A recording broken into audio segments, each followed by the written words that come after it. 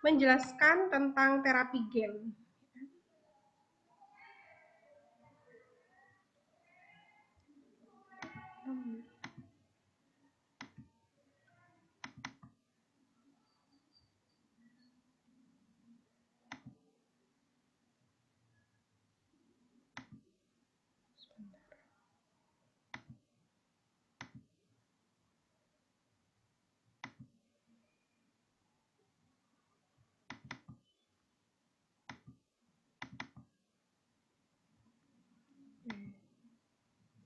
Sudah muncul adik-adik PPT-nya Bu Martina? Belum Bu PPT. Oh, belum. New share. Oke. Ini sudah? Sudah Bu. Baik, terima kasih. Saya mulai ya. Pada kesempatan kali ini kita akan membahas tentang terapi gen dan aplikasinya dalam bioteknologi farmasi ya. Kita sudah bahas kemarin-kemarin banyak sekali produk-produk bioteknologi yang ternyata memiliki peran di dalam pengobatan, dunia pengobatan. Itu banyak sekali mulai dari teknologi DNA rekombinan, antibodi monoklonal, stem cell ya. Hari ini kita akan membahas tentang terapi gen.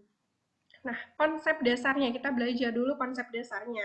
Mungkin adik-adik masih ingat tentang mata kuliah biologi yang kita bahas tentang ekspresi gen ya, biomolekular. Di situ kita mengenal gen. Jadi gen itu apa? Gen itu adalah satu segmen di dalam DNA yang mengontrol atau mengekspresikan satu protein tertentu ya. Jadi satu gen memproduksi satu protein tertentu yang akan menentukan sifat daripada organisme tersebut. Itu yang disebut dengan gen. Jadi dalam DNA yang panjang itu banyak sekali gen-gen-gen gitu ya.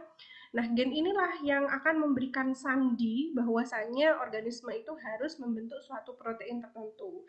Kapan? Ya sesuai dengan kebutuhan gitu. Nah, bila terjadi perubahan pada gen tersebut, bisa dua faktor, bisa menjadi dua pilihan. Yang pertama, gen itu bisa rusak atau gen itu bisa mengalami rekombinasi, gitu ya. Mungkin di stem cell kemarin saya sempat membahas bahwasanya gen itu bisa mengalami kerusakan. Ini yang disebut dengan mutasi. Tetapi gen itu juga bisa mengalami proses rekombinasi oleh adanya suatu proses adaptasi yang dilakukan oleh organisme tersebut. Gitu. Jadi gen itu bisa rusak, bisa juga mengalami modifikasi atau improve sesuai dengan lingkungannya, begitu ya.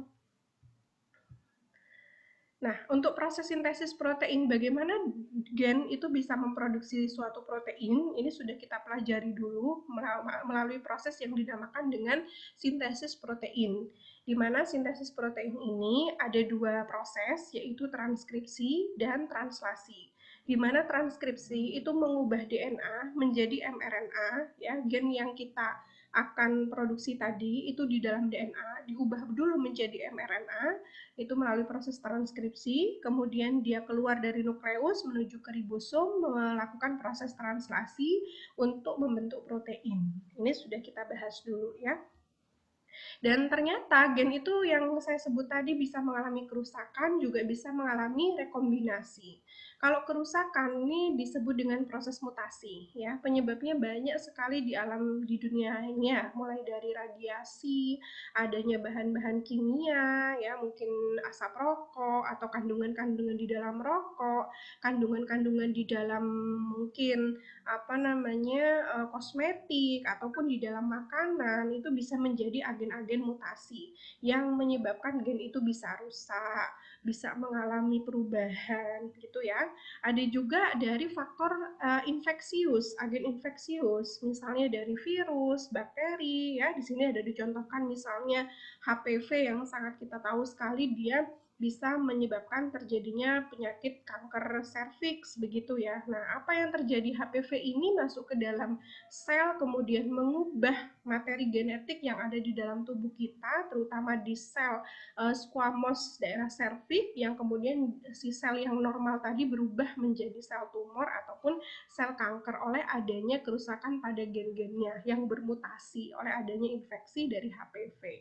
Kemudian ada juga Helicobacter pylori, ini yang menyebabkan gangguan pada sistem pencernaan kita, gitu ya. Nah, itu konsepnya dari terapi gen. Nah, DNA bisa saja mengalami kerusakan ya, macam-macam kerusakannya. Dulu kita belajar mutasi, ada yang basanya hilang, ada yang bertambah, ada yang pindah, begitu ya, macam-macam. Nah, faktornya dari eksogen yang dari luar tadi sudah kita contohkan, misalnya radiasi dari bahan kimia atau agen infeksius. Nah, ternyata dari faktor di dalam sendiri pun juga bisa mengalami mutasi. Ya, faktor-faktor yang menyebabkannya diantaranya adalah replikasi stres sel. Jadi sel kita juga bisa mengalami stres sel dan mungkin ada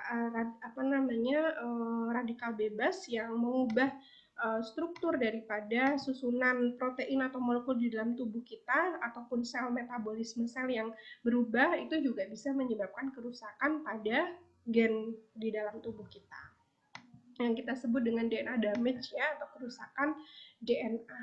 Nah, kerusakan-kerusakan DNA yang diakibatkan oleh berbagai faktor tadi, misalnya radiasi, bahan kimia, dan lain-lain, ini bisa menyebabkan susunan dari DNA itu berubah ya, bisa hilang, tadi bisa bertambah, kemudian bisa pindah dan seterusnya, yang kemudian perubahan dari gen tersebut akan berefek kepada fisiologis tubuh kita, gitu ya. Yang gampang yang saya contohkan misalnya kanker ya. Kanker itu terjadi karena adanya kerusakan pada gen-gen pengkode proliferasi sel sehingga dia menjadi tidak normal pertumbuhan selnya ya, nggak karu-karuan. Itu karena adanya kerusakan pada gen-gen pengkode proliferasi. Apa saja? Banyak sekali gen-gen pengkode proliferasi ya. Setiap jenis kanker punya gen-gen sendiri. Jadi kita harus memahami apa masalah utamanya dari penyakit tersebut, gen apa. Nah, ini yang menjadi kemudian target dari terapi gen. Jadi terapi gen sendiri di sini mentargetkan gen sebagai target terapinya. Begitu ya adik-adik ya. Mungkin kalau terapi-terapi jenis-jenis yang lain ada yang mentargetkan protein, ada yang mentargetkan reseptornya, ada yang mentargetkan hormon, enzim, dan seterusnya. Kalau terapi gen ini, target terapinya adalah gen. Karena gen yang mengalami kerusakan, maka harus diterapi. Berarti penyakit-penyakit yang bagaimana? Penyakit-penyakit yang memang kerusakannya adalah pada level molekular, yaitu pada level gen. Ya, banyak sekali penyakit-penyakit yang level kerusakannya pada mutasi ya, tingkat gen, tidak hanya kanker. Mungkin diabetes mellitus, juga ada yang diabetes mellitus tipe 1 misalnya, itu ada mutasi pada gen HLA ya. HLA human leukosit antigen yang kita tahu itu adalah jenis MHC pada manusia, sehingga dia kan tidak bisa mengenali nih mana musuh, mana teman ya, akibatnya sel beta pankreasnya sendiri dimakan, seperti itu. Jadi kan masalahnya adalah pada gen HLA-nya. Ada juga misalnya penyakit autoimun lupus erythematosus ya. Jadi sel ini juga masalahnya adalah pada gen HLA yang tidak mampu membedakan antara sel eritrosit tubuhnya sendiri dengan antigen yang dari luar gitu, sehingga sel-selnya sendiri akan dirusak. Dan banyak sekali penyakit-penyakit, mungkin penyakit jantung, koroner ya, ada juga penyakit-penyakit gangguan pada otak ya, tulang, itu juga banyak sekali yang penyebabnya adalah mutasi atau kerusakan pada level genetik. Apalagi kita sekarang saat ini itu sudah dihadapkan pada polusi udara yang sangat tinggi, makanan yang serba instan ya, lingkungan yang kotor, banyak sekali agen virus yang memungkinkan genetik di dalam tubuh kita itu berubah begitu ya. Jadi target terapinya sudah tahu ya, bahwasanya target terapi gen ini adalah kerusakan pada gen itu sendiri. Nah, kemudian aging ya, yang paling banyak memang cancer dan aging. Aging ini ya nanti arahnya ke degeneratif. Kita semakin bertambah usia karena adanya banyak paparan sinar matahari, makanan, zat kimia dan seterusnya menyebabkan gen-gen kita juga selain mutasi mengalami kerusakan ya, aging mulai dari kematian sel, ya kerusakan sel karena proses sitotoksik. Inilah yang kemudian juga bisa diterapi dengan terapi gen. Nah, terapi gen ini merupakan terapi jenis baru ya, adik-adik ya.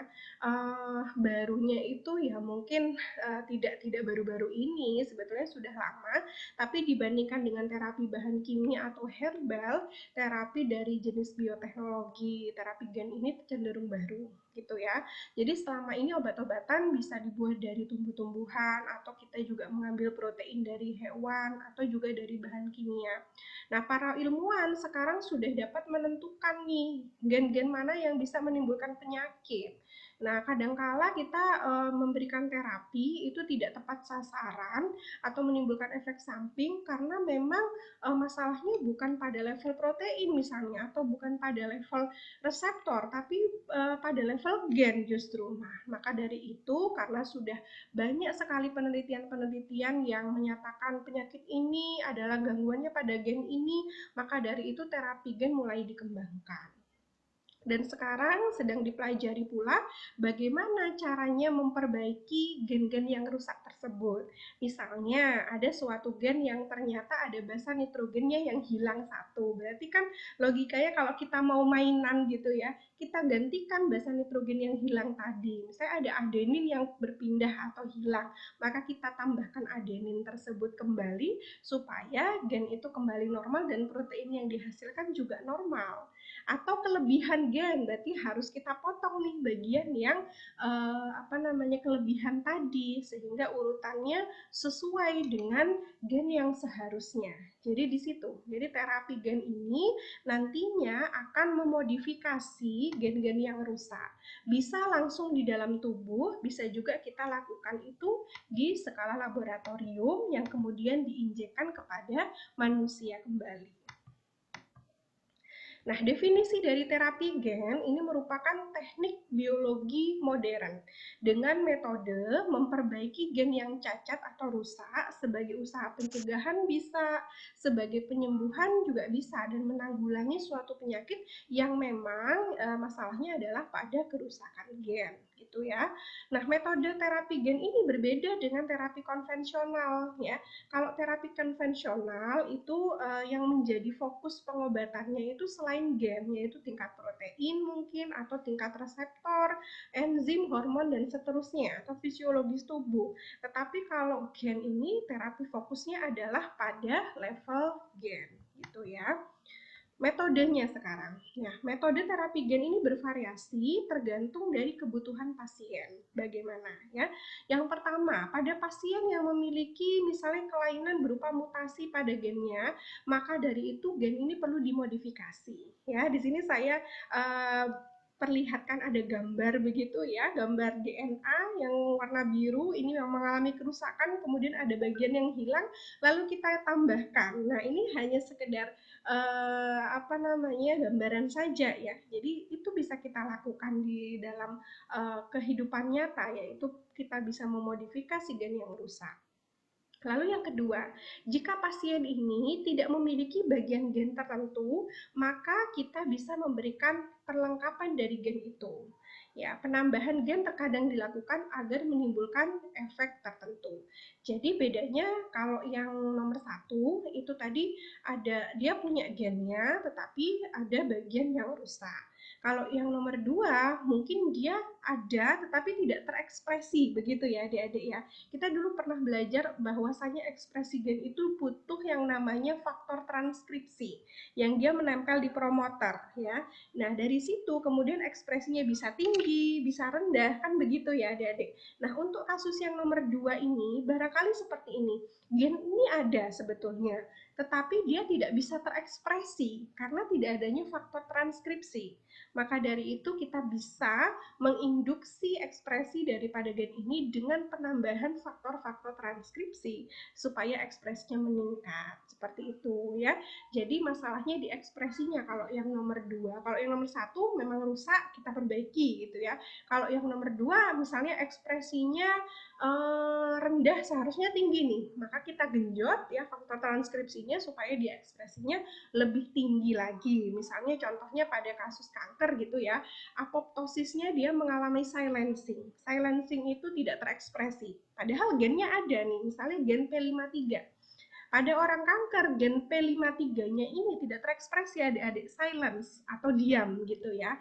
Nah, supaya bisa normal kembali, sel kanker ini kan harus mati sebetulnya, harus mati dengan terprogram. Maka P53 ini seharusnya terekspresi. Untuk itu kita berikan faktor transkripsi supaya gen ini nanti akhirnya tidak diam lagi, tapi terekspresi. Berupa apa? Dia melakukan transkripsi, dia melakukan translasi, sehingga membentuk protein P53 yang nantinya akan menyebabkan sel itu mati secara terprogram atau kita kenal dengan apoptosis. Jadi itu adik-adik perbedaannya ya. Kemudian metode penambahan, modifikasi, penyisipan maupun pengurangan ini disebut dengan metode gen transfer. Jadi pekerjaannya mulai dari bagaimana kita menganalisis kerusakan dari DNA itu sendiri. Kemudian kita berikan penambahan atau pengurangan bagian-bagian gen, kita modifikasi, kita sisipkan, lalu kita berikan kepada orang yang membutuhkan. Seperti itu ya. Metode gen transfer ini sangat berguna dalam aplikasi terapi gen karena dapat mentreatment atau menyembuhkan penyakit dengan memasukkan materi genetik tertentu yang dibutuhkan oleh si pasien ini. Jadi dia hanya diberikan satu kali, kemudian dia akan lepas dari pengobatan. Karena apa? Karena dia sudah bisa memproduksi proteinnya sendiri, adik-adik ya. Misalnya pada penyakit ini ya, darah sukar membeku ya. Darah sukar membeku itu kan karena faktor 8 dan faktor 9-nya tidak ada. Dikarenakan gen pengkodenya itu mengalami silencing atau tidak terekspresi. Nah, kalau kita berikan satu kali gen pengkode faktor 8 dan faktor 9 pada orang hemofili ini, tipe A maupun tipe B, maka dia akan, selnya kan akan membelah diri. Begitu ya, menjadi banyak. Akibatnya sel-sel trombosit ya. Di dalam sel trombosit ini pembekuan darah yang punya faktor 8 dan 9, gen itu kita sisipkan, dia akan berkembang banyak, maka dia akan memproduksi faktor transkripsi dengan faktor 8 dan 9 dengan sendirinya tanpa harus injeksi. Kalau tidak kita terapi gen, maka seumur hidup dia harus diinjeksi dengan faktor 8 dan faktor 9. Kalau tidak, nanti dia terluka sedikit sudah mengucur terus begitu ya sampai perdarahan tidak terkendali. Jadi kelebihannya itu adik-adik. Jadi terapi gen ini memang mahal sekali ya. Di luar itu sudah menerapkan terapi gen memang mahal sekali. Tapi karena memang penyakitnya serius dan ditanganinya dengan terapi gen ya, dengan yang mahal tadi dan teknologinya memang sudah tertarget pada gen, maka setelah itu tidak perlu lagi dengan terapi-terapi tambahan gitu. Jadi satu kali untuk seterusnya, sebetulnya gitu, mahal satu kali tapi untuk seterusnya gitu ya konsepnya untuk terapi gen. Nah, sekarang kita tekniknya. Teknik terapi gen ini ada dua jenis. Yang pertama ex vivo dan yang kedua in vivo. Kalau ex vivo ini pada terapi gen ex vivo, rekayasa atau transfeksi genetik ini dilakukan di luar tubuh ya. Jadi mula-mula sel yang ada di dalam tubuh manusia yang bermasalah ya, misalnya kita contoh sel diabetes pada penderita diabetes, berarti kan yang tipe 1 itu masalahnya adalah pada sel beta pankreasnya. Nanti kita biopsi ya, biopsi jaringan pankreas, kemudian kita dikeluarkan, dimasukkan ke dalam laboratorium, kemudian kita kultur gitu ya. Nah, setelah itu nanti kalau sudah di lab itu kita benerin ya. Kita benerin itu bagaimana ya? Kalau tidak memproduksi HLA itu kita beri HLA, kalau HLA-nya mutasi itu nanti kita CCP mungkin karena delesi ya, kita memasukkan basa nitrogen dan seterusnya.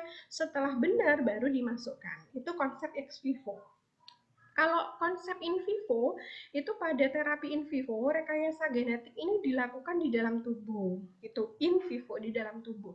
Terapi gen in vivo ini biasanya dilakukan dengan memasukkan gen tertentu, ya, gen tertentu misalnya tadi pada orang hemofili tidak punya gen pengkode faktor 8 atau 9 atau dia mengalami silencing ya, atau tidak terekspresi diam, berarti dia harus ditambahkan memang gen dari luar ya. Jadi diberikanlah gen itu kepada si pasien ini ya, konsepnya seperti stem cell, kita menginjekkan stem cell.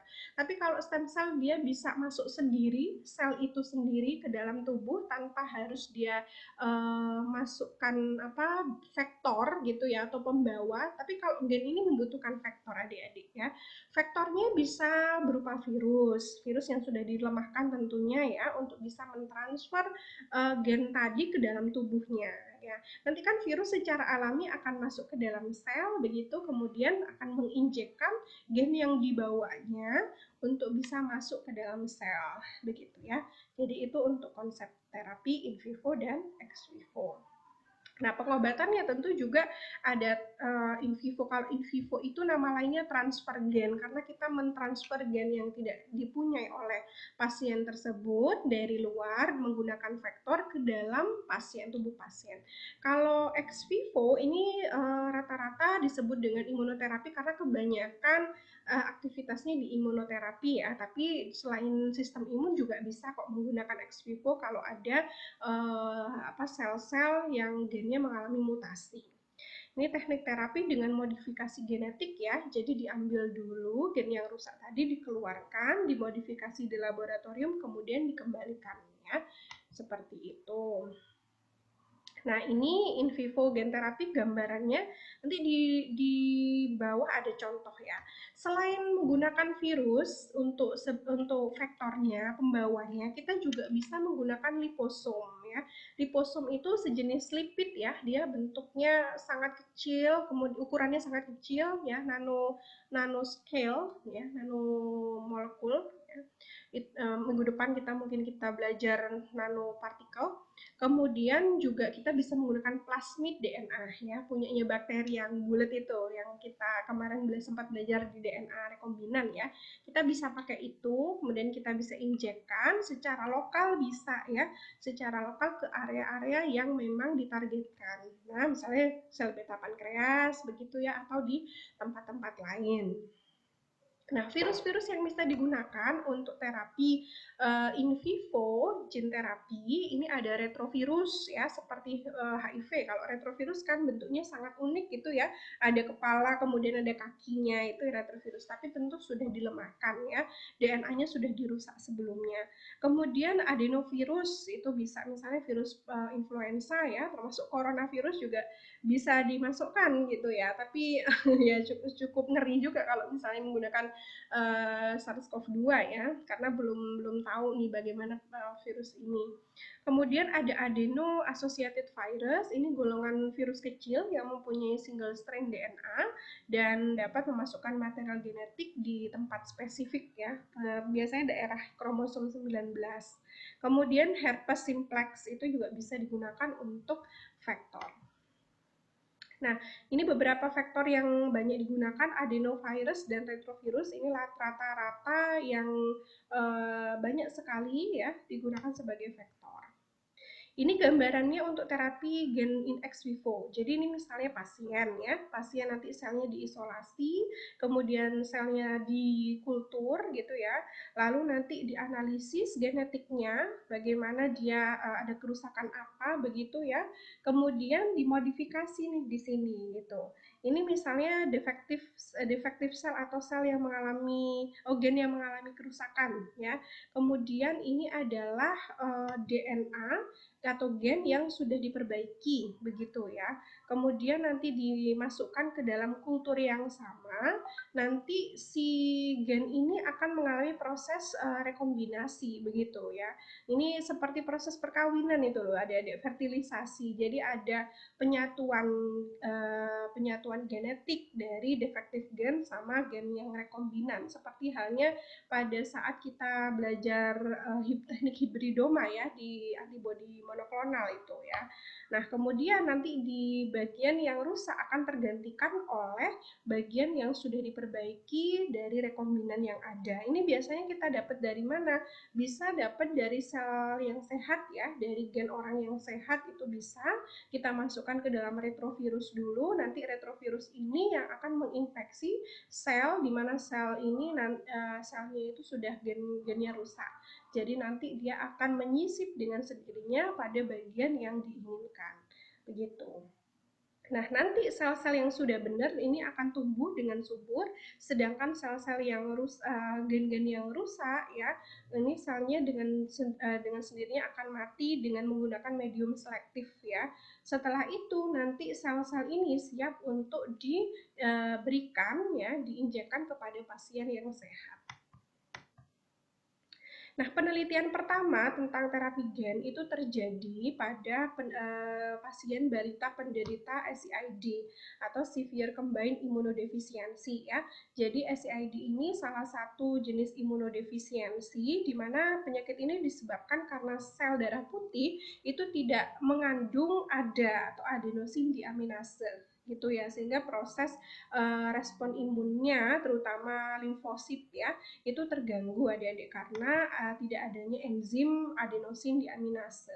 Untuk itu kita harus menginjekkan ya, memasukkan gen pengkode ADA atau adenosin diaminase kepada si balita ini begitu. Ya, metode penyembuhannya seperti ini. Jadi mula-mula bagian sel T atau sel darah putih dari si balita ini tadi diekstrak, dikeluarkan dari tubuh ya sebagian, kemudian diisolasi ya, diisolasi lalu dikultur. Lalu kita siapkan gen ADA normal. Gen ADA normalnya ini kita dapat dari mana? Dapat dari orang yang sehat tentunya. Kemudian kita bisa sisipkan ke dalam plasmid atau di vektor yang lain ya. Konsepnya seperti DNA rekombinan ya adik-adik ya. Nah, kemudian setelah itu setelah si selnya tadi sudah terdapat gen ada di dalamnya ya, maka kita bisa memasukkan sel yang sudah di dalamnya terkandung gen pengkode ada ke dalam tubuh si pasien tadi gitu si pasien balita SCID, dan ternyata berhasil ya si bayi tadi dia bisa memproduksi protein atau enzim adenosin diaminase di dalam tubuhnya sehingga sel darah putihnya dapat bekerja dengan baik. Nah, gen versus protein ya. Jadi sukses penemuan metode terapi gen ini berkat adanya sentral dogma biologi molekuler bahwasanya one gene one protein ya, satu gen mengkode satu protein itu kita bisa nih melakukan proses modifikasi pada proses ekspresi gen baik itu pada transkripsi maupun pada proses translasinya gitu. Kalau kita tidak punya protein tertentu ya karena mungkin gennya mengalami kerusakan, kita bisa perbaiki di level gennya sehingga proteinnya bisa kita dapatkan. Nah, ini ada terapi gen strategi antisense ya. Antisense ini disebut juga anti RNA karena bertujuan menghambat mRNA. Jadi ini pada misalnya begini adik-adik. Seorang pasien di dalamnya terdapat material genetik virus ya, misalnya COVID-19 begitu ya. Ini di sel pasiennya. Kemudian si COVID-19 ini kan dia mengalami proses replikasi ya, gennya akan terus diproduksi direplikasi berulang-ulang sehingga dia bikin virus baru begitu kan. Nah, misalnya ini yang warna merah, yang warna biru ya. Yang warna biru ini misalnya mRNA-nya virus COVID-19 yang ada di dalam sel tubuh kita. Kemudian ini kan harus ditranslasi dulu di ribosom untuk bisa menjadi protein. Nah, ini ada teknologi yang namanya strategi antisense di mana kita membuat analog daripada urutan messenger RNA-nya si virus tadi ya. Kemudian kalau sudah menempel di sini maka dia akan gagal translasi. Seharusnya kan yang biru-biru ini sampai ke dalam ribosom. Tapi karena ada analognya kita buat antisensenya, maka dia akan berdekatan sehingga gagal mengalami translasi di ribosom. Akibatnya protein virus tidak bisa dibuat. Ya, itu ada strategi terapi gen yang lain selain ex vivo dan in vivo tadi. Begitu. Jadi yang kita injekkan adalah analog daripada urutan basa nukleotida si penyakit itu, COVID-19 ya.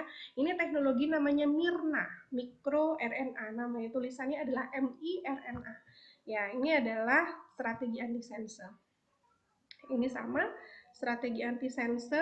Kemudian yang berikutnya ini saya ke apa namanya ekspresi gen ya. Jadi kalau di awal tadi saya menjelaskan ada dua masalah gen, ada masalahnya pada dia tidak punya gen atau dia mengalami kerusakan gen. Kalau masalah yang kedua adalah perangkat-perangkat yang bisa memunculkan ekspresi gen itu naik atau turun begitu ya. Yaitu masalahnya adalah pada faktor transkripsinya. Ini kita bisa modifikasi ya. Jadi terapi gen juga bisa pakai demikian adik-adik gitu. Ini misalnya pada penelitian yang pernah saya lakukan ya. Jadi saya waktu itu memberikan terapi berupa kejutan listrik yang di situ mentargetkan signaling pathway. Ya, signaling pathway-nya di sini yaitu ekspresi dari gen SOCS ya. Gen SOCS ini dia berperan di dalam penurunan proliferasi pada sel kanker serviks begitu ya adik-adik ya. Kemudian targetnya adalah faktor transkripsi pada STAT. Nah, supaya SOCS ini bisa terekspresi. Jadi pada kanker serviks itu adik-adik protein virus dari HPV ini dia bisa mensilencing atau menonaktifkan beberapa target gen ya, gen-gen di dalam tubuh yang mungkin dia keproliferasi atau apoptosis. Nah, salah satunya SOCS ini, SOCS. SOCS ini dia fungsinya adalah untuk mengontrol proliferasi. Nah, pada kanker serviks SOCS ini di silence sehingga karena di silence maka proliferasi menjadi tinggi gitu ya. Tidak ada faktor yang menyebabkan kematian sel. Nah, untuk itu saya harus meningkatkan ekspresi dari SOCS ini. Bagaimana caranya? Berarti faktor transkripsi di sini harus saya mainkan gitu ya. Salah satu faktor transkripsinya adalah STAT. Nah, terapi yang saya buat itu harus bisa menyebabkan STAT itu masuk ke dalam nukleus dan kemudian menyebabkan transkripsi.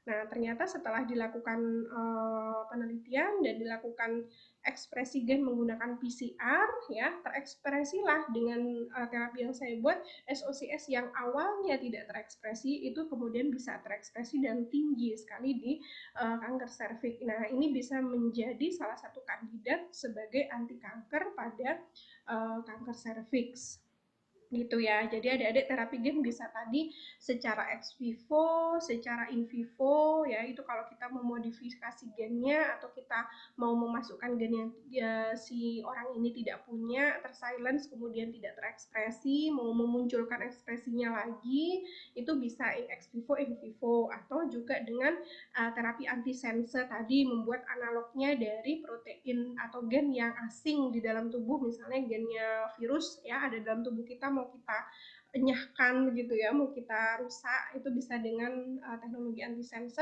Dan yang keempat tadi kita mau mengontrol ekspresinya, mau kita naikkan atau rendahkan ya. Bedanya kalau yang in vivo tadi memang gen itu ada, tidak terekspresi mau kita ekspresikan, tapi kalau yang ini ekspresinya mungkin lemah, kemudian kita naikkan gitu ya. Masih terekspresi tapi lemah gitu. Bedanya sama yang in vivo itu tidak sama sekali ya, gennya sudah tidak fungsional. Jadi kita harus berikan gen yang fungsional. Baik, ini aplikasinya di imunoterapi begitu ya. Ada misalnya gangguan pada sitokin atau pada sel T-nya, itu kita bisa memberikan terapi gen gitu. Gen pengkode interleukin tentunya atau gen pengkode CD4 dan CD8. Interleukin 2 ini antiinflamasi adik-adik. Jadi pada orang dengan apa namanya inflamasi tinggi ya, sepertinya COVID-19 itu karena ada proinflamasi interleukin, hujan sitokin gitu ya, berarti kan harus ada antiinflamasi. Interleukin 2 ini harus digenjot gitu, harus ekspresinya harus digenjot. Ini kita bisa melakukan terapi gen untuk memberikan gen interleukin 2 pada orang dengan gangguan imun ya. Nah, ini sudah saya jelaskan tadi tentang penelitian saya. Ini terapi gen pada kanker, misalnya tadi P53 ya. Gen P53 ini adalah gen untuk mengkode apoptosis. Jadi pada kanker pada sel kanker itu apoptosisnya kan mengalami kerusakan, mengalami silencing atau tidak terekspresi karena P53-nya tidak terekspresi atau rendah. Sehingga apoptosis atau kematian sel pada kanker tidak terjadi. Maka dari itu target gen ini harus bisa memberikan P53 ke dalam sel ya, dengan cara kita memasukkan P53 orang normal ke dalam vektor, kemudian vektor ini dimasukkan ke dalam sel dengan metode in vivo. Jadi sel kanker itu akhirnya punya gen P53 sehingga dia bisa menghasilkan protein P53 yang mana protein P53 ini akan menginduksi terjadinya apoptosis atau kematian sel terprogram pada sel kanker yang kita kenal tidak bisa mati gitu ya. Oke, baik itu adik-adik